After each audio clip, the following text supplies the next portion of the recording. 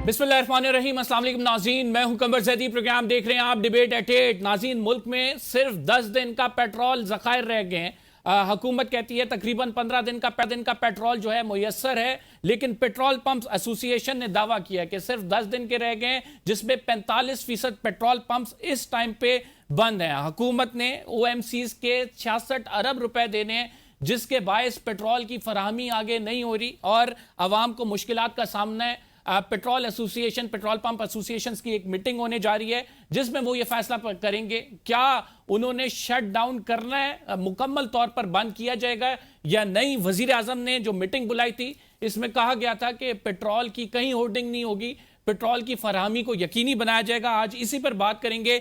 13 रुपए जो है फ्यूल चार्जेस जो हैं वो बढ़ने जा रहे हैं। पेट्रोल के 45 रुपए एक्सपेक्ट किया जा रहा है, डीजल पे इस पर आपको तफसीली तौर पर आगाह करेंगे। साथ महंगाई पर बात करेंगे।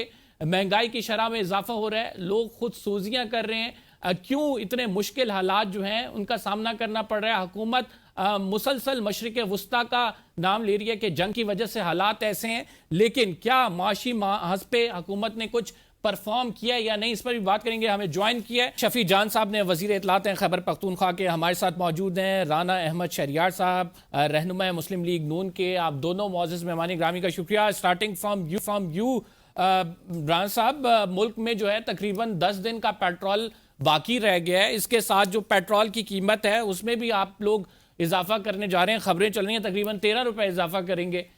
ऑलरेडी आवाम जो है वो पिस रही है, गरीब आवाम है। फ्यूल अगर आप पूरा नहीं कर सकते, फिर पेट्रोल में मजीद आप प्राइसेस में इंक्रीज करेंगे, तो फिर क्या आवाम को आप रिलीफ देंगे या फिर कैसी हुकूमत तो नाम इस चीज का होता है कि मैनेजमेंट करे एडमिनिस्ट्रेटिवली और लोगों को रिलीफ फराम करे, लेकिन आपकी हुकूमत में आए दिन कोई नए नए हमें तजर्बात भी मिलते हैं। क्योंकि अभी जो राइट नाउ बात चल रही है वो ये है कि पेट्रोल पंप शायद शट डाउन कर दें, और ये अगर हो गया तो फिर आवाम को तो बड़ी मुश्किलात का सामना करना पड़ेगा। सर, आप जानते भी हैं कि ये फिर बात वो रेपिटेशन हो जाती है कि मशरक़ वस्ता की जंग में मीडिएटर का रोल भी प्ले कर रहे हैं और चीजें भी कोशिश कर रहे हैं, लेकिन अनफॉर्चुनेटली दोबारा फिर हम लोग उसी स्टेज पे खड़े हो गए हैं जहां पे हम लोग 2 माह पहले खड़े थे।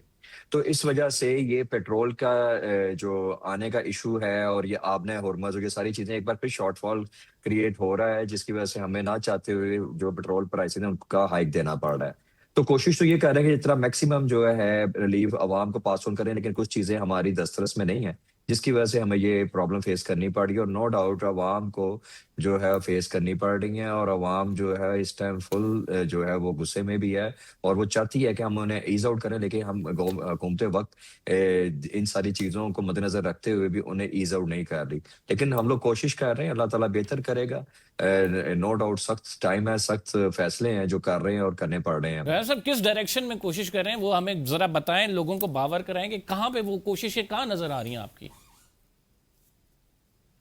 जी देखें, इंटरनेशनल मार्केट के साथ जो हमारे प्राइसेस हैं वो लिंक हैं, क्योंकि हम लोग डेवलपिंग कंट्री हैं, डेवलप्ड कंट्री नहीं है, जिसकी वजह से ये सारी प्रॉब्लम बनी है। और जैसे प्राइसेस ऊपर हाइक होती है तो उसको जो है वो प्राइस को हाइक को मैनेज करने के लिए हमें यहाँ पे लोकल जो है पेट्रोल प्राइसेस हर एक हफ्ते बाद रिव्यू करके तो अकॉर्डिंग टू द सिचुएशन हमें एक्ट करना पड़ता है। तो इस सर, वजह से ये प्रॉब्लम 66 बनी अरब है, रुपए अल्लाह आपने खैर करेगा। OMCs के देने हैं जो कि अभी रिलीज नहीं हुए। OMCs जब पेट्रोल पंप्स को नई फ्यूल फराम करेगी, किल्लत होगी, शॉर्टेज होगी, इसके बाद जो है फ्यूल पंप्स बंद हो जाएंगे, लोग एहतजाज करेंगे। 66 अरब रुपए आप लोगों ने रिलीज कर रहे हैं। वो पेट्रोल पंप्स वाले भी कह रहे हैं कि हम मिनिस्ट्री से राब्ता करते हैं। अली परवेज मलिक साहब कहते हैं कि हम बैठेंगे, 2 माह बाद बैठेंगे, अभी राइट नाउ हम जंग की सूरत हाल में। तो सर, जब आप ये मैनेज नहीं अच्छी तरीके से करेंगे, व्हाट डू यू एक्सपेक्ट, आवाम फिर क्या करे। जरी साहब, ये सारी चीजें जो हैं ये इंशाल्लाह टेबल टॉक के साथ मैनेज हो जाएंगी। अली परवेज साहब हमारे भाई हैं और उन्होंने एक अपनी मजबूरी बताई है, लेकिन गवर्नमेंट ने इसके ऊपर डिसीजन ले लिया और वो बैठ रहे हैं, जल्द से जल्द बैठ रहे हैं, with in a couple of days बैठेंगे और इस मैटर को जल्द से जल्द सॉर्ट आउट कर लेंगे इंशाल्लाह। जी शफी साहब, माशाल्लाह से 13 रुपए हो सकता है इंक्रीज हो जाए, वे क्या एक्सपेक्ट कर रहे हैं। ओपोजिशन का भी एक किरदार होता है, चलें इफेक्टिव किरदार। हम कहते हैं कि मशरिक वस्ता की भी जंग लगी हुई है, लेकिन जो पेट्रोलियम लेवी में इंक्रीज हो जाता है या फिर टैक्सेशन हुकूमत इंक्रीज करती है, उस हवाले से क्या कहेंगे आप, क्या किरदार अदा करेंगे आप आवाम को ईज आउट करने में। ओपोजिशन का बड़ा अहम किरदार होता है, सबसे बड़ी पार्टी हैं आप। सबसे पहले जैदी साहब आपका शुक्रिया। देखिए, जहां तक पेट्रोलियम प्राइसेस की बात है तो सारी सिचुएशन सारी कौम के सामने है। जब से ये हुकूमत मुसल्लत हुई है पाकिस्तानी कौम पे, उस दिन से लेके आज दिन तक इसी हुकूमत ने किसी सेक्टर में कोई भी तरक्की नहीं की। हम तनज़्ज़ुली का ही शिकार हैं। पेट्रोल प्राइसेस को आप ले लें कि देखें, अब इमरान खान साहब की जब हुकूमत थी तो आलमी मंडी में जो प्राइसेस थी वो $120 थी और पाकिस्तान में 150 का पेट्रोल मिल रहा था। अगर ये प्राइसेस जो इस वक्त मार्केट में है और हुकूमत इमरान खान साहब की होती, तो आप देखते कि इस वक्त पाकिस्तान में 100 रुपए से कम पेट्रोल जो है वो पंपों पे दस्तयाब होता। लेकिन ये जो हुकूमत है ये नाअहलों का टोला है। ये कहते थे कि हमारे पास तजुर्बेकार टीम है, किधर गई वो तजुर्बेकारी? किधर गए वो इकोनॉमिक रिवाइवल के प्लान्स? अभी इनके साथ आप बैठे तो ये कहेंगे कि हम 2030 का विजन दे रहे हैं, 2047 का विजन दे रहे हैं, 2075 पे चांद को पहुंचेंगे। और इस वक्त जमीनी हकाइक ये है कि आम आदमी की जिंदगी जो है वो मुश्किल से मुश्किल हो रही है। इस वक्त एक रिलीफ मिला था जब ये मुआहिदा हुआ था ईरान और अमेरिका का और पेट्रोल की प्राइसेस नीचे आई थी, वो रिलीफ भी पास ऑन नहीं हो सकी अवाम के लिए। जिस प्राइस पे पेट्रोल था जंग से पहले उस पे तो आ गई थी, लेकिन 250 उस टाइम रेट था, जंग से पहले 300 से नीचे पेट्रोल नहीं आया। तो हमारा 150 का पेट्रोल जो इमरान खान साहब की हुकूमत का था वो महंगा था, इनका 320 वाला सस्ता है। तो बात बड़ी सिंपल है कि इनसे जितनी जल्दी जान छुड़ाई जाए इस हुकूमत से, इस नाअहल टोले से, इतनी ही बेहतर है पाकिस्तानी भाई। अवाम के हक कैसे में भी जान और छुड़ाएंगे? पाकिस्तान के जान हक तो में भी। हम जानते हैं कि जान छुड़ाई जाए या फिर जान ये छोड़ जाए, इन्होंने तो छोड़नी नहीं है, फिर आप कैसे छुड़ाएंगे? आप लोग भी छुड़वा नहीं पा रहे हैं।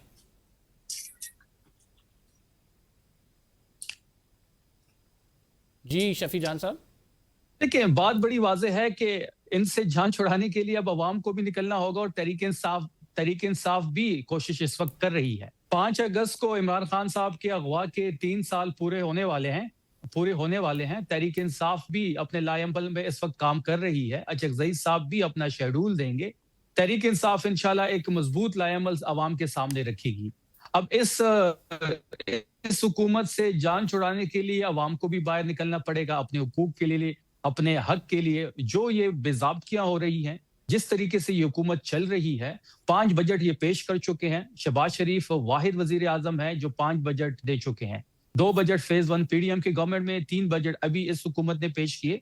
लेकिन उसके बावजूद ये कहते हैं कि हम ग्रोथ को 4% पे लेके जाएंगे। मैं जीडीपी की बात करूं, जब इमरान खान साहब की हुकूमत थी तो जीडीपी 6% पे था और शहबाज शरीफ कहता था कि 6% पे ना रोजगार मिल सकता है और ना ही तरक्की हो सकती है, तो 4% पे कैसे होगी? तो ये मैंने जैसे शुरू में कहा कि इनसे जान छुड़ाने के लिए सबको अपना रोल प्ले करना पड़ेगा। अपोजिशन को अपना एक वाइब्रेंट रोल प्ले करना पड़ेगा। अचकज़ई साहब अपोजिशन लीडर है, तहरीक इंसाफ के बदौलत ही वो बने हैं। उनको भी एक वाइब्रेंट रोल प्ले करना पड़ेगा। उनको महंगाई पे बात करनी पड़ेगी, उनको लाकानूनियत पे बात करनी पड़ेगी, उनको जो इस वक्त मुल्क में कानून मअतल है इस पे बात करनी पड़ेगी। तो ये तमाम तरह चीजों को अपोजिशन देख सकती है। अचकज़ई साहब क्यों बात नहीं कर रहे हैं? क्यों वाइब्रेंट वो रोल अदा नहीं कर रहे हैं जो उनका रोल है? देखिए, अचकज़ई साहब तो इंशाल्लाह 5 अगस्त को आप देखेंगे तहरीक इंसाफ भी उनसे मशावरत करेगी। हम अलामा नासिर साहब से भी मशावरत करेंगे, अचकज़ई साहब के साथ भी बैठेंगे। हम 5 अगस्त को एक वाज़े लाएमल देंगे।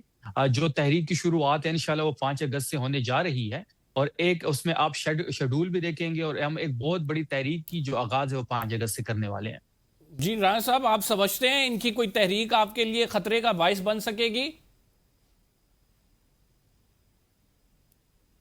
जी देखें, शफी जान साहब मेरे भाई हैं, इन्होंने बड़ी यहाँ पे तमहीद बांध के बात की है। ठीक है, इस टाइम सख्त वक्त है, इन्हें मौका मिला हुआ अपोजिशन को, लेकिन इन्हें तो चाहिए था कि पाकिस्तान के साथ खड़े होते, हमारे साथ खड़े होते। वो तो फिर वही वो 3 साल पहले शख्सियत परस्ती वाली बातें, अगवा हो गए, फला बला हो गए, बला हो गए। सर अगर 3 साल पहले इनके लीडर को अगवा किया गया था तो चलें बात फिर हम लोग स्टार्ट करते हैं 2018 के बाद, जब हमारे लीडर को भी अरेस्ट किया गया था। फिर इसका मतलब वो अरेस्ट नहीं था कि आपके दौर के अंदर उन्हें भी मेरा ख्याल अगवा किया गया था, पर उसकी बेटी को भी अरेस्ट नहीं, अगवा किया गया था, उसके भाई को भी, उसके भतीजे को भी, हमारी लीडरशिप को भी, इन सबको फिर सबको इसका मतलब अगवा किया गया था। उस टाइम तो आपकी गवर्नमेंट थी, किसने रोका था? आप उस जो अगवा हुए थे लीडरान, तो उनको आप लोग बरामद करवा देते, आप लोग तो बरामद नहीं करवा सके। चलें ये बात हम लोग यहाँ कर रहे हैं इनके एहतजाज की। 5 अगस्त को ये ठीक है, ये इनका कानूनी राइट है, ये अपना एहतजाज लॉन्च करें, ये अपनी अपोजिशन जमातों के साथ करें, इनका कानूनी राइट है ना, कोई नहीं रोक सकता। लेकिन मसला ये है है कि ये जो पुरतशद्दद एहतजाज की तरफ जाते हैं, उस पुरतशद्दद एहतजाज की वजह से जो पाकिस्तान के हालात बनते हैं, वो सारी दुनिया के अंदर फिर सवालिया निशान बन जाता है। मैं फिर वो दोबारा बातें रिपीट करने नहीं चाहता कि जो माजी के अंदर इन्होंने किया, जो जो जिस तरह ये करते रहे, इदारों के ऊपर, रियासत के ऊपर इन्होंने एक बार हमला आवर हुए थे, तो फिर उसकी पादाश के अंदर जो जितना भी हमारा पाकिस्तान का मोराल था, पाकिस्तान की जो सॉवरेनिटी थी, उसके ऊपर सवालिया निशान आ गया था। सुधारा ये सारी चीजों को अंडरस्टैंड करें, ये टेबल पे बैठ के ये चीजों का हमारे साथ तय करें। अगर नहीं तय करनी, रोड के ऊपर ही आना, तो एक जो उसका तरीकाकार है उसके साथ बैठ के करें। लेकिन ये कहते हैं कि जी हम लोगों ने सियासी जमातों के साथ नहीं, हमने तो रियासती इदारों के साथ बैठना है। इनका तो ये हाल है कि ये अपनी पावर को, सियासी जमातों की पावर जब को आप तो रियासती मानने को इदारों के तैयार साथ नहीं बैठे है। हैं तो उनके वो बैठ लेंगे जी तो क्या हर्ज है भाई? नहीं, हम लोग रियासती इदारों के साथ नहीं बैठे। तो हम लोग आप जिनके सेम साथ पेज बैठे पे, हैं इतना आपको भी सेम पता है, पेज तो इनको भी कभी हुआ पता ही है। नहीं है।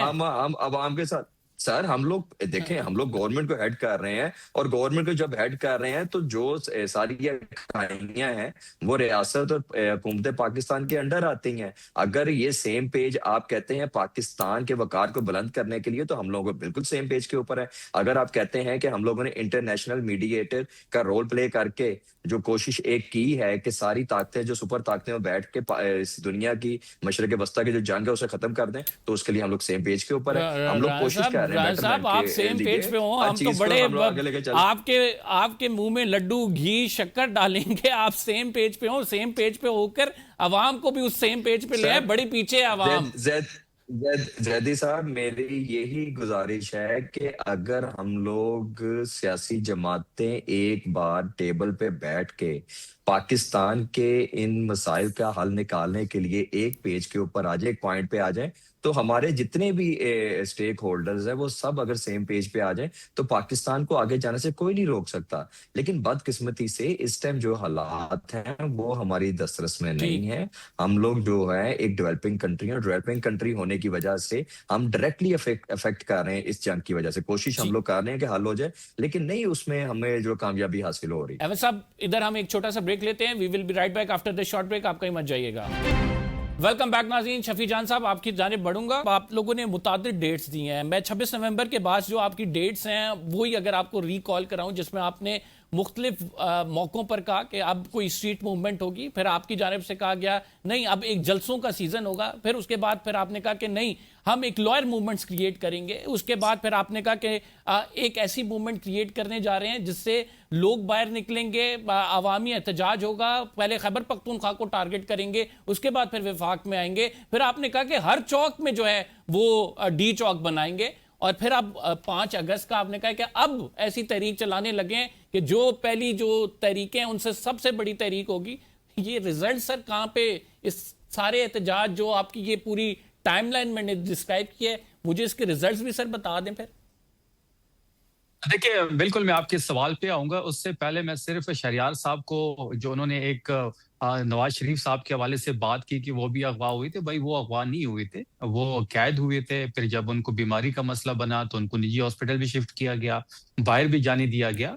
इमरान खान साहब इसलिए अगवा है कि उनको कोई बुनियादी हक नहीं मिल रहा। कैदी जो होता है उसके भी बुनियादी हुकूक होते हैं। 302 का जो मुल्जिम होता है उससे भी फैमिली मिलती है। इमरान खान साहब को तो इन्होंने अगवा किया हुआ है, क्योंकि उससे ना फैमिली मिल सकती है, ना बेटों से बात हो रही है, ना डॉक्टर मिल सकता है, ना वकील मिल सकता है, ना एक्सेस है कोई, ना तभी सहूलत मिल रही है। तो ये फर्क है अगवा होने में और कैद होने में। तो इमरान खान साहब को इन्होंने अगवा किया हुआ है। इन्होंने बात की कि 2018 से पहले चलते हैं, बिल्कुल चलते हैं। आप जिस 184 पे आप डॉलर छोड़ के गए थे 2018 में जब हमें हुकूमत मिली थी, तो हमने डॉलर था वो, उसका देख लें कि हमने डॉलर कहाँ पे छोड़ा है। आपने 124 का छोड़ा था और हमने 184 का छोड़ा है। आपने तो 2 सालों में उस पे 100 रुपए 284 तक पहुंच गए। शफी भाई हकायक अभी निकल गए। अभी शफी भाई अभी सच आप निकल गया, मान लें उसको जो आपने नहीं, पहले आप कहा। मैं नहीं, मैं तो मानता हूँ 128 पे आप छोड़ के गए थे, 184 पे हम छोड़ के गए हैं। अब तो 284 का है। हमारे टाइम पे आप देख ले 60 रुपए का फर्क आया। आपने तो 100 रुपए जो 300 से भी ऊपर गया था, अभी भी आपने मसनूई तौर पे उसको रोका हुआ है। और बात अगर आप करें इकोनॉमिक रिवीजन का, तो भी उस पे भी बैठ जाते हैं कि हम एक्सपोर्ट्स कहाँ पे छोड़ के गए थे, आपने एक्सपोर्ट्स का क्या हाल कर दिया है। हम जो इकोनॉमिक जीडीपी ग्रोथ 6% छोड़ के गए थे, आप आज भी 4 से नीचे पे हैं। आप तो 5 बजट पेश कर चुके हैं, अभी भी आपके पास ये प्ली है कि जी अब बड़े मुश्किल हालात हैं। अभी भी आप कह रहे हैं कि नहीं जी हम डेवलपिंग कंट्री है, कोशिश कर रहे हैं। भाई ये जंग जो थी अमेरिका और ईरान की तो सबके लिए थी, सिर्फ पाकिस्तान के लिए तो नहीं थी। दुनिया में किसी मुल्क ने 16% से ज्यादा प्राइसेस नहीं बढ़ाई पेट्रोल की। वाहिद पाकिस्तान था जिसने तकरीबन तकरीबन 80% प्राइसेस बढ़ाई हैं। अभी भी जो प्राइस है 320 रुपए, और जो जंग शुरू होने से पहले प्राइस थी 250 रुपए, और जो अगर आप आलमी मुकाबला कर लें डॉलर्स के हिसाब से पर बैरल, उसमें सिर्फ $10 का फर्क आया है। तो ये जो हुकूमत है ये सिर्फ अपने अकाउंट्स भरने के लिए आए हैं, अपने केसेस खत्म करने के लिए आई हुई है। अपने लिए एक और खातून वजीर ने भी मैफिर में फ्लैट ले लिया है। फैसलाबाद के एक डिस्ट्रिक्ट में सुतरा पंजाब का जब ऑडिट हुआ तो 1 अरब की बेज़ाब्ती सामने आई है। पूरा होगा सुतरा पंजाब का ऑडिट तो ये करबों की कहानी है, ये किसके घर तक जाएगी ये सबको पता है। अब जहां तक जैदी साहब आपने तहरीक इंसाफ की बात की, देखिए बात बड़ी वाज़ेह है कि खैबर पख्तूनख्वा की हुकूमत सुहेल अफरीदी साहब बिल्कुल तैयार है। हमने ये मैसेज अंदर भिजवा दिया था कि हम बिल्कुल तैयार है, आप जो भी लाएअमल देंगे हम उसके लिए बिल्कुल तैयार हैं। लेकिन वहां से ये मैसेज मिलता है कि आपने चकदई साहब से कंसल्टेशन करनी है। फिर हमने चकदई साहब से भी मुलाकात की। खैबर पख्तूनख्वा में मैस मोबिलाइजेशन आप अभी भी देख रहे हैं। अचकजई की सर आप लोग बात करते हैं, JUIF कहती है कि अचकजई तो आप लोगों ने लगाया तक नहीं है, वो तो लगाया है मुस्लिम लीग नून की मर्जी से है, नवाज शरीफ ने गो एट दिया है, तो वो आपको रिप्रेजेंट कर रहे हैं। JUI तो ये एतराज करती है। हमारे वोटों से बना है, चकदई साहब का तो एक वोट था। वो कहते हैं कि देखें आप तो कब से चाह रहे थे कि अचकजई साहब हो जाए, 6 महीने लगे आपको अचकजई साहब को बनाने में। JUIF कहती है कि जब तक नवाज शरीफ का सिग्नल नहीं गया तब तक आप लोगों ने वो बनाया नहीं है। ये तो नवाज शरीफ साहब ने अचकजई साहब को लगाया। जैदी साहब अचकजई अगर आज पोजीशन लीडर है अचकजई साहब, तो वो इमरान खान के मरहून मिन्नत है और उनके बदौलत बने हैं। हम 5 महीने इस फैसले के साथ स्टिक रहे हैं। अफरीदी साहब ने जब स्ट्रीट मूवमेंट चलाई, जब इन पे प्रेशर बढ़ा, तब इन्होंने अचकजई साहब का और अलामा नासिर साहब का नोटिफिकेशन किया है। ये तहरीक इंसाफ की कामयाबी थी और साहब की कामयाबी थी कि उन्होंने स्ट्रीट मूवमेंट को लीड किया। Are you satisfied with the performance of opposition leader Mahmood Khan Achakzai? देखिए वाइब्रेंट रोल प्ले करना पड़ेगा अचकजई साहब को तहरीक के हवाले से भी। He is not playing the vibrant role right now. नहीं, उसको महंगाई पे भी बात करनी पड़ेगी, उसको लाख कानूनियत। इसका मतलब है वो महंगाई पे बात नहीं कर रहे हैं अभी। नहीं, बात कर भी रहे हैं, मजीद जोर से बात करनी पड़ेगी। इमरान खान साहब पे बात करनी पड़ेगी, इमरान खान साहब की रिहाई की तहरीक की बात करनी पड़ेगी। इमरान खान साहब ने जो रोल उनको दिया है वो एक वाइब्रेंट रोल उसको प्ले करना पड़ेगा। तहरीक इंसाफ उनके साथ है, वो जो भी फैसला करेंगे तहरीक इंसाफ उनके पीछे खड़ी होगी। ये मेरे लीडर का हुक्म है। ठीक, जो सुतरा पंजाब है इसमें 1 अरब की करप्शन, मुतादिद चीजें शफी जान साहब ने भी गिनवाई हैं। इसके अलावा भी पंजाब की हुकूमत पे मुख्तलिफ सवालात जो उठते हैं, आप कैसे देखते हैं रान साहब?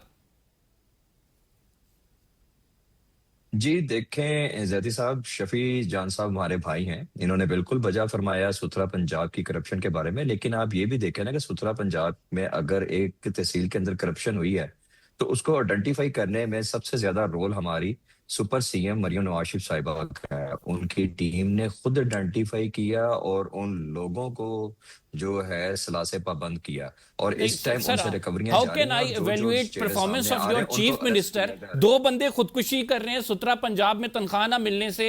तनख्वाहें सुतरा पंजाब को मिल नहीं रही। आपने एक प्रोग्राम लॉन्च कर दिया, उसकी ना आपने फिजिबिलिटी बनाई, ना आपने ये देखा कि तनख्वाहें कहां से आएंगी। वहां पे क्योस क्रिएट हुआ है। कैसा प्रोजेक्ट है ये सर? नहीं, ये देखें, ये इक्का दुक्का ऐसे इश्यूज आए हैं। ये पंजाब के अंदर जितनी भी तहसीलें हैं, कभी भी किसी गांव के अंदर जाके इस तरह साफ सुथराई नहीं हुई थी जिस तरह अब एक माहौल क्रिएट किया गया। हाँ ठीक है, एक इक्का दुक्का इश्यूज आए हैं, लेकिन CM पंजाब ने उसके ऊपर जो है पूरा एक्शन लिया है। और जहां पे तनख्वाहें नहीं दी जा रही थी, वहां के लोकल कॉन्ट्रैक्टर अगर कोई हैंकी बैंकी कर रहे थे, उन्हें पेनलाइज भी किया है और लोगों को उसी टाइम रिलीफ दिलवाया है। आप जाके खुद फील्ड के अंदर चेक कर सकते हैं। मैं बिल्कुल नहीं कहूंगा कि मैं जो आपसे इंफॉर्मेशन सर ये मैं आपको इंफॉर्मेशन बेस्ड कह रहा हूँ। 40,000 जिसकी तनख्वाह है उसे 19,000 तनख्वाह दी जाती है भाई, और वो भी खुद सोजी कर रहा है बेचारा। सर एक्शन ले लिया ना उसके ऊपर, एक्शन ले लिया और सर एक्शन लेके उस बंदे की कॉन्ट्रैक्ट को जो है शहरियार ब्लैकलिस्ट कर दिया और साहब, गवर्नमेंट ने खुद हैंड ओवर कर लिया उसे, कर दिया। शहरियार साहब, सर बंदे की जान चली गई है। अब आप एक्शन ले या ना ले, वो बेचारे को 3 महीने से तनख्वाह नहीं मिली थी, वो आपकी ही ऑफिस में उन्होंने खुद सोजी की है। तो इससे ज्यादा मिस गवर्नेंस क्या होगी? शफी भाई, बेसिकली आपने ये सिस्टम स्टडी किया है जो साफ सुथरा पंजाब का सिस्टम है? आप इसे थोड़ा स्टडी करें तो शायद आप ये सवाल मुझसे ना करते। हाँ ठीक है, एक हम लोग बंदे को ऑन कर तनख्वाह रहे नहीं हैं, मिल एक रही, काम इसमें हुआ, तो लेकिन स्टडी हम की उसको कोई ठीक बात भी नहीं कर है। रहे एक हैं। बंदे को जी एक बंदे को आप जी तनख्वाह नहीं जी दे रहे, नहीं इसमें नहीं स्टडी नहीं, इसमें तनख्वाह इसमें तनख्वाह इसमें मिली स्टडी शफी की भाई, क्या बात? तनख्वाह मिली है। तनख्वाह मिली 3 महीने है, एक तनख्वाह बंदे की जिशान साहब को नहीं नाअहली मिली थी। थी, जिशान उसका नाम था, नाअहली थी, और उसने नाअहली जाके थी, उधर ही खुदकुशी नाअहली की। थी एक बंदे की। जी जी, मैं आपको भी बता रहा हूँ, उसी तरफ आ रहा हूँ कि उस बंदे ने नाअहली थी, उनके जो कॉन्ट्रैक्टर थे उनको ब्लैक लिस्ट कर दिया और उसके जगह नए बंदे डिप्यूट करके उनको उसी टाइम फिल फॉर उनकी 3-3 माह की तनख्वाहें दे दी गई हैं। और जहां जहां पे हमारे नोटिस में आ रहा है, हम लोग उसे सॉर्ट आउट कर रहे हैं। बेसिकली ये जो अथॉरिटी बनाई गई थी, इस अथॉरिटी के अंदर सारे अख्तियारात जो थे वो कॉन्ट्रैक्टर के पास थे, लेकिन अब उसे वापस ले लिया गया है और डायरेक्टली जो है गवर्नमेंट उसे ऑन कर रही है और इन चीजों को जो इश्यूज बने उनको सॉर्ट आउट कर रही है और एड्रेस भी कर रही है उनको। शफी जान साहब वो ये भी कहते हैं कि हम लोगों ने चलें कोई स्कीम लॉन्च तो की है, कुछ कर तो रहे हैं। वो कहते हैं कि आप लोगों का फोकस सिर्फ यही है कि इमरान खान को कैसे बाहर निकालना है, सूबे पे फोकस आई है, मौजूदा ओपोजिशन का किरदार जो है उस पर जैदी फोकस साहब, नहीं है। मैं तो अब सुन ले जैदी साहब, मैं तो कह कह के थक गया हूँ। मैं तो शरियार मेरे भाई है यहाँ पे मौजूद हैं, आपके तवासत से उनको भी रिक्वेस्ट करता हूँ कि आए मुआवजा करते हैं, आए मनाजरा करते हैं। सर खैबर सर जब पख्तूनख्वा कहेंगे, ने क्या किया? खैबर पख whenever you खैबर पख want, अब जी whenever you ji want। Khyber Pakhtunkhwa ने क्या मैं किया है रेडी और हूँ। पंजाब क्या कर रहा है? वो कह पूरा रहे हैं मैं रेडी सिस्टम हूँ भाई, आप पंजाब। मुझे बताएं, मैं गिनवाता हूँ, बस मैं भी अपने प्रोजेक्ट गिनवाता हूँ, आप गिनवाएं जरा प्रोजेक्ट सर। आप आए ना, खैबर पख्तूनख्वा वाहिद सूबा है, जब हमें ये सूबा मिला था इस बार बात, क्योंकि 1.5 साल पीडीएम की गवर्नमेंट थी, पीडीएम का हिस्सा नून लीग भी था। ये जो यहाँ पे इन्होंने जब 1.5 साल हुकूमत की, इंटर्म गवर्नमेंट जो कि गैर आईनी और गैर कानूनी थी, इन्होंने सबसे पहले सेहत कार्ड को बंद किया। शफी भाई सूबों के अंदर तो नहीं थी पीडीएम की गवर्नमेंट, वो तो इंटरम सेटअप था, आपने असेंबली में रिजाइन कर दिया था, इंटरम सेटअप लगा था, हमारी तो और गवर्नमेंट जो ही नहीं थी अब उधर। सुन लेना, आप तो 2013 से माशाल्लाह बैठे सुन हुए लेना, हैं। अब सुन लेना, इंटरम गवर्नमेंट को पीडीएम गवर्नमेंट में इसलिए कहता हूं कि आपकी जितनी भी जुमातें हैं वो मीडिया पे लड़ते थे कि हमारे इतने वजीर हैं और आपके इतने वजीर हैं। क्या कभी कोई इंटरम गवर्नमेंट 1.5 साल रही है शरियार साहब? इसलिए मैं इनको पीडीएम की हुकूमत कहता हूं। जब हम अच्छा भला सूबा छोड़ के गए थे, इन्होंने यहाँ पे सेहत कार्ड बंद कर दिया। ये इनका वतीरा है कि सबसे पहले उस चीज को बंद करो जिससे गरीब मुस्तफीद हो। अच्छा, फिर उसकी लाइबिलिटी भी इन्होंने छोड़ी, इन्होंने गंदम खरीदी, उसके पैसे भी छोड़े। जब हम आए तो आज माशाल्लाह हमारा जो सूबा है वो अपने पांव पे खड़ा हो चुका है। हमारे पास एडवांस अपने तनख्वाहों के पैसे हैं। हमने जो मौसलात इस बार वसूल किए वो 150 अरब से ज्यादा है। हमारी ईडीपी 335 अरब 195 अरब की थी, हमने 240 अरब तक इसको पहुंचाया है। इस बार हमारी 235 अरब की ईडीपी है, इसको इंशाल्लाह हम 250 से ऊपर लेके जाएंगे। बात बड़ी वाज़ेह है कि गवर्नेंस के लिहाज से किसी भी सूबे का खैबर पख्तूनख्वा से कोई मुकाबला नहीं है। आए प्रोजेक्ट गिनवाते हैं, बिल्कुल गिनवाते हैं। कितनी यूनिवर्सिटियां इनके पास? आपकी नजर में, यूनिवर्सिटियां। आपकी नजर में जी वो मैं प्रूफ करूंगा ना जी।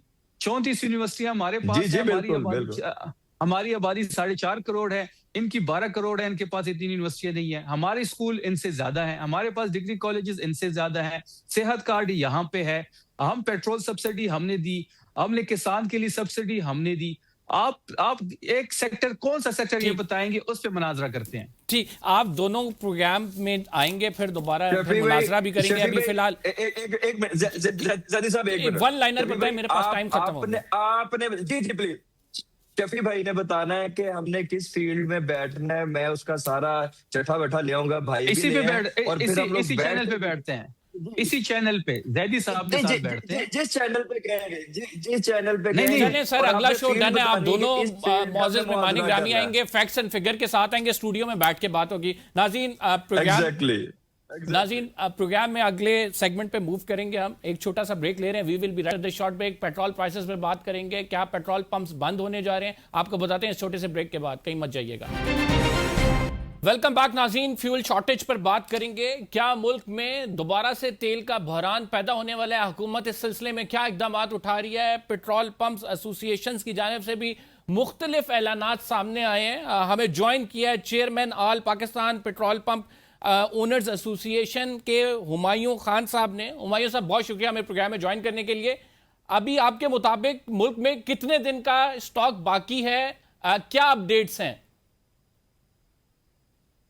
सर इस वक्त जो हमारी इंफॉर्मेशन के मुताबिक है 9 से 10 दिन का स्टॉक जो है ना अवेलेबल है पाकिस्तान के लिए। और गवर्नमेंट कह रही है कि बिल्कुल सफिशिएंट स्टॉक है, जो कि बिल्कुल गलत इतला है, गलत इंफॉर्मेशन है। और ओएमसीज जो है ना अभी आज रेट बढ़ने की वजह से पेट्रोल पंपों को सप्लाई नहीं दे रहे हैं। सप्लाई उन्होंने काट दी, गाड़ियां उनकी लोडेड खड़ी है, लेकिन वो पेट्रोल पंपों को सप्लाई नहीं दे रहे। तो क्यों नहीं दी जा रही है? आपने इस बारे में पूछा है कि क्यों नहीं सप्लाई मिल रही है पेट्रोल पंप्स को? सर ये एक तो जो आज रेट का मसला है, कंपनियों ने इसलिए रोका हुआ है कि ये रेट चूंकि बढ़ रहा है, उनको फायदा हो जाएगा। इस मुल्क के अंदर जो कारपोरेट में काम करते हैं उनका हर वक्त पलड़ा भारी होता है, तो ओएमसी जितने भी हैं उन्होंने मतलब रोक लिया है। और अभी रात को जैसे 12 बजे होगा, अगले दिन सप्लाई मिलेगी, लेकिन अब अगले दिन भी कोई यानी ये ऐसा होगा कि रेगुलर नहीं होगा। उनको भी केप लगाया हुआ है। गवर्नमेंट के और ओएमसीज का दरमियान में आपस में मसला है, टैक्स के इश्यूज हैं, कस्टम है, एफआईए है और पीडीसी का है। और इस तरह जो है ना इंपोर्ट उन्होंने किया नहीं, तो अभी गवर्नमेंट भी एक तरफ से फंसी हुई, क्योंकि इसके लिए मेरे ख्याल में 18-20 बिलियन गवर्नमेंट को चाहिए, जो कि शायद उनके पास भी नहीं है। तो आपकी ऐसी सूरत हाल में हुकूमत से क्या दरखास्त है? सर हुकूमत से हमारी ये दरख्वास्त है कि अभी पीएम साहब ने डायरेक्शन दे दी कि आप जो जखीरा अंदोज हैं उसके खिलाफ जो है ना फौरन तौर पे एक्शन करें। जो मतलब अब बहुत गलत बात है कि सबसे पहले तो ये देखना चाहिए कि जो उनकी अपनी गलती है गवर्नमेंट की, आप पब्लिक को उन्होंने ये दिखाना होता है कि ये पंप वालों का कसूर है, क्योंकि जो भी कारोबार पाकिस्तान में करता है इस वक्त जेर अताब है। जो भी सियासी बंदा होते हैं, सियासी पार्टी होती है, सियासी हुकूमत होती है, वो चूंकि पावर में होता है तो हमारे जितने भी बिजनेस कम्युनिटी के लोग होते हैं वो शरीफ लोग होते हैं, तो उनको फिर थ्रेट करते हैं। वो हर लिहाज से जो है ना उससे नाजायज फायदा उठाते हैं। अब हमारे ऊपर उन्होंने सियासत करनी है कि आप पंपों वालों को चेक करो, उनको मतलब सील कर दो, उनको ये कर दो, वो कर दो। तो हमारी भी एक इज्जत होती है माशरे के अंदर कि हमने करोड़ों का पैसा लगाया होता है, जब वो हमारे पास आते हैं तो बड़े बेतौकीरे से और बेइज्जती की तरह से जो है ना पेट्रोल पंपों पे आते हैं। और अगर उन्होंने चेक करना भी है ना तो आराम से आ जाए ना, उसको चेक करे, कोई बात नहीं। जो उसको पावर है, जो उसको अख्तियारात है, वो बिल्कुल चेक करें, उसे कोई इनकार नहीं है। लेकिन जिसको चेक करने का अख्तियार है तो वही चेक करे। इस वक्त तो फिर हाथ पटवारी भी निकलता है, वो भी चेक करता है, ऑफिस का क्लर्क भी निकलता है, जो कि उसको अथॉरिटी भी नहीं होती, क्योंकि अवेयरनेस फिर इतनी होती नहीं है। फिर पंप वाला बेचारा परेशान होता है, कारोबारी लोग होते हैं, शरीफ लोग होते हैं। तो सबसे पहले तो ये है कि जो गवर्नमेंट की अपनी गलती है उसको तो मानते ही नहीं है, कभी भी नहीं मानते। इसमें अभी इस वक्त ओएमसी और गवर्नमेंट पूरी तरह जो है ना इन्वॉल्व है इस मसले के ऊपर। और ऊपर से जो है ना आपके वो नजदीक गवर्नमेंट की क्या गलती है इसमें? वो तो कहते हैं कि हमें तेल बाहर से महंगा मिल रहा है, जब ऑयल प्राइसेस ऊपर नीचे होती हैं उसी के मुताबिक हम रेगुलेट करते हैं उसे। सर उसको महंगा मिलता है तो ये पब्लिक को भी जो है ना महंगा देता है, ये अपने जेब से पैसे थोड़े देता है। तो अगर वो बाहर से महंगा मिलता है तो बाहर से कर देना। बाहर से तो वैसे जो है ना ये पिछले 1.5 महीने से सस्ता हो गया, इन्होंने तो फिर भी सस्ता नहीं किया। इनके पास तो फार्मूला बड़ा जबरदस्त है। अगर लेवी पे वो 55 रुपए या 50 रुपए लेता था, आज वो 85 रुपए ले रहा है। तो ये तो अवाम को लूटने का इससे और अच्छा तरीका ही नहीं है। अवाम बेचारे को क्या पता होता है? अवाम को ये पता होता है इन्होंने क्या करना होता है, क्योंकि इनके पास और कोई तरीका नहीं है कि मतलब अब इंटरनेशनल मार्केट के फार्मूले से जब रेट जो है ना इसका कम होना चाहता है कि भाई ये कम होगा, लोगों को रिलीफ मिलेगा, लेकिन ये लेवी बढ़ा देते हैं। क्यों? लेवी का इनके पास अख्तियार होता है। अगर 50 है तो 85 कर देता है, जो 25 रुपए अगर सस्ता भी होना है तो वो लेवी बढ़ा देते हैं, लोगों को रिलीफ नहीं देता। तो आपके मुताबिक जो है इसमें क्या होना चाहिए? आप क्या हुकूमत को सजेस्ट करते हैं? और अगर हुकूमत इसी तरह से कार्रवाई करती रही तो फिर आपका क्या लाएअमल होगा? सर हमारा लाएअमल ऐसा है कि अभी भी हमारी मीटिंग आपसे पहले जारी है। मैं उस मीटिंग से उठ के आ गया हूँ। हम इस बात पे कर रहे हैं कि हम ये जो हमारी बेइज्जती हो रही है ये हम बर्दाश्त नहीं कर सकते। एक तो तेल कंपनियां नहीं दे रही, तो फिर पूरा पाकिस्तान जो है ना शट डाउन कर दें। कोई बात नहीं, ना किसी के पास तेल होगा, फिर ओएमसी जाने, गवर्नमेंट जाने, फिर पेट्रोल पंप जो है ना आराम से हम घर सो जाएंगे। आप लोगों के मुताबिक तेल का जो जखीरा है वो 9-10 दिन का है और हुकूमत ये कह रही है कि हमारे पास 15 से 20 दिन का जखीरा मौजूद है, तो असल पिक्चर क्या है इसकी अभी? सर अगर उनके पास जखीरा मौजूद है ना तो फिर ये पंप क्यों ड्राई हैं? हमारे इस एरिया में 45-55% पंप ड्राई हो चुके हैं। तो ये समझ नहीं आ रही कि मतलब फिर क्या है, मतलब नहीं तो हमारे पास आ जाए ना। अभी भी हमारे पास जो है ना इंतजामिया मतलब उनकी टीम आई हुई थी, उन्होंने कहा था कि आपके पास तो पेट्रोल डीजल ही तोड़ा है। मैंने उनको कंपनियों के नंबर दे दिए, मैंने कहा कि आप इनसे बात करें। आप कंपनियों ने वहां पे अभी होल्ड किया हुआ है। मतलब अब मैं जिस जगह से बात कर रहा हूँ ना, मैं खानेवाल से हूँ और बिहाड़ी हमारा जो है ना जो नियरेस्ट डिपो है, अब वहां पे उन्होंने जो है ना गाड़ियां लोड कंपनियों के पास खड़ी है, वो होल्ड रखा हुआ है। होल्डिंग तो इसको कहते हैं कि प्रोडक्ट उसके मौजूद है और टैंकियों में मौजूद है, प्रोडक्ट उनके पास मौजूद है, लोगों के ऑर्डर जो है ना उनके पास मौजूद है, लेकिन वो प्रोडक्ट नहीं देता। तो अब ये कसूर किसका है? ये हम रिकॉर्ड पे लेके आएंगे। ये बात नहीं जो मैं बात करता हूँ वो इंशाल्लाह ऑन रिकॉर्ड होगा। तो इस टाइम आपके मुताबिक 45% पंप ऐसे हैं जो कि ऑपरेट नहीं कर रहे हैं। सर वो ड्राई है, उनके पास प्रोडक्ट नहीं है। उसकी जो मेन वजह आपको मैं बताऊं, जो बड़े शहरों में है, क्योंकि वहां पे पब्लिक का रिएक्शन जल्दी आता है। तो जो रूरल एरिया है, देहात है, छोटे शहर हैं, उनमें तो आ चुका है। उसमें तो मतलब शायद इससे भी बढ़ गया और शायद शाम तक ये अगर सप्लाई नहीं देता तो 80% चला जाएगा। तो ये लोग झूठ बोलते हैं, ये तो मैं समझता हूँ कि बहुत गलत बात है।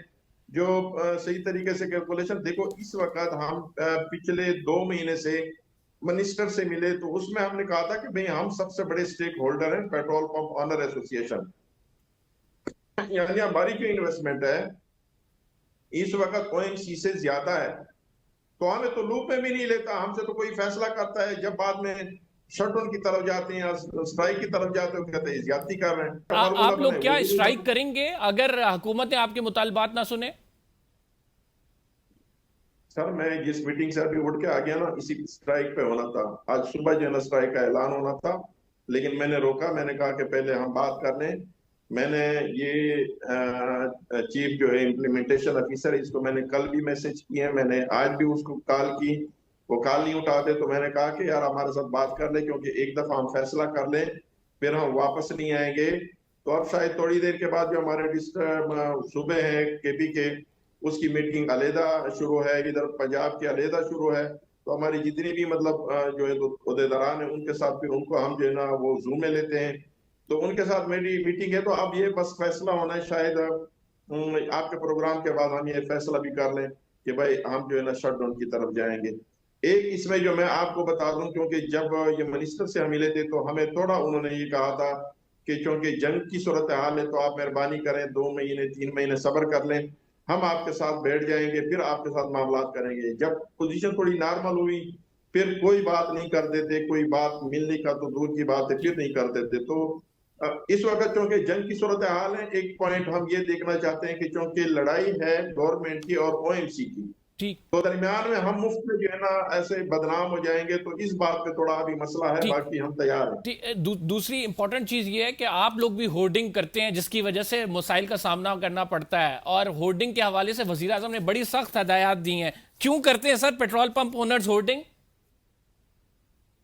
सर देखो, ये जो आप बात करते हैं ना, ये हमारे साथ बहुत बड़ी ज्यादती है।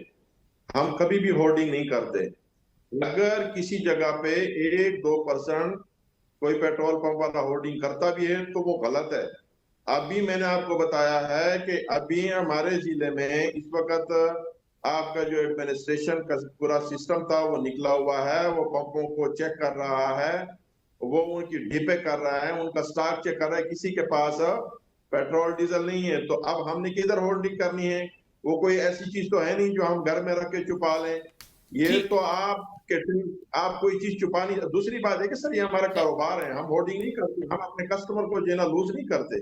ठीक ठीक, बहुत बहुत शुक्रिया। हुमायूं खान साहब हमारे साथ मौजूद थे। वो कहते हैं कि पंप्स ड्राई हुए हैं तो होर्डिंग हमने क्या करनी है। ओएमसी और जो मिनिस्ट्री है उसके दरमियान अगर कोई तनाज़ा है तो पेट्रोल पंप्स जो हैं वो इसमें बीच में आ रहे हैं, और वो मीटिंग के बाद ये ऐलान भी कर सकते हैं कि वो एक शट डाउन पे जा रहे हैं, जिससे एक बड़ा बहरान क्रिएट हो सकता है। फिलहाल के लिए इतने ही। कंबर ज़ैदी को इजाज़त दीजिए, अगले प्रोग्राम में आपसे मुलाकात होगी अल्लाह ने के बाद।